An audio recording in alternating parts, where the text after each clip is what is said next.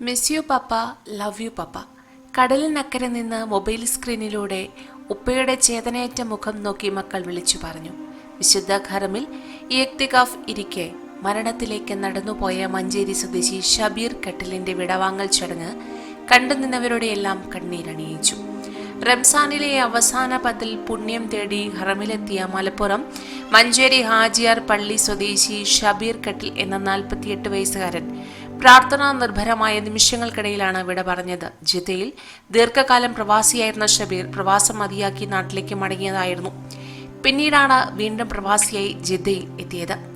മരണത്തിന് ഏതാനും ദിവസം മുൻപ് ഷബീറിനെ കാണാതായിരുന്നു. മക്കയിലുള്ള ജ്യേഷ്ഠന്റെ മകന്റെ സുഹൃത്ത് കണ്ണൂർ സ്വദേശി ഫൈസലിനൊപ്പമായിരുന്നു താമസം.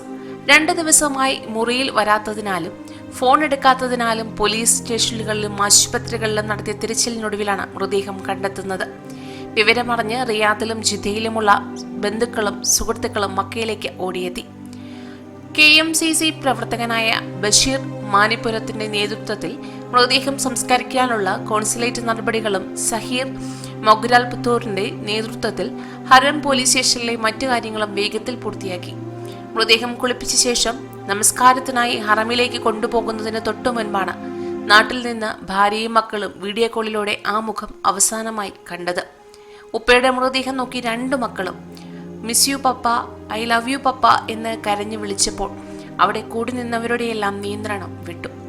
മക്കയിലും പരിസരത്തും മൃതദേഹങ്ങൾ കുളിപ്പിക്കാനും മറ്റു കർമ്മങ്ങൾക്കും സാക്ഷിയായിട്ടുണ്ടെന്നും എന്നാൽ ഇത്രമേൽ ഹൃദയം തകർന്ന മറ്റൊരു അനുഭവം ഉണ്ടായിട്ടില്ലെന്നുമാണ് മക്കയിലെ സാമൂഹിക പ്രവർത്തകൻ മൊഗ്രാൽ പുത്തൂർ സ്വദേശി സഹീർ പറയുന്നത്.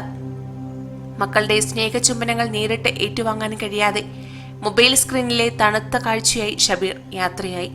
മക്കൾ വിളിച്ചു പറഞ്ഞ ലവ് യു പപ്പ എന്ന വാക്കുകൾ മക്കയുടെ മണ്ണിൽ വലിയ പ്രാർത്ഥനയായി ബാക്കിയാകുന്നു. കൂടുതൽ വാർത്തകൾക്കായി ഈ ചാനൽ സബ്സ്ക്രൈബ് ചെയ്യുക.